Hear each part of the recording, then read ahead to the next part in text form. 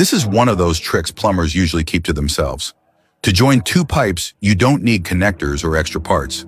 Just make the right cut and a small adjustment, and you can use the pipe itself to create a strong and secure joint. It's a simple money-saving solution that proves creativity can solve almost anything.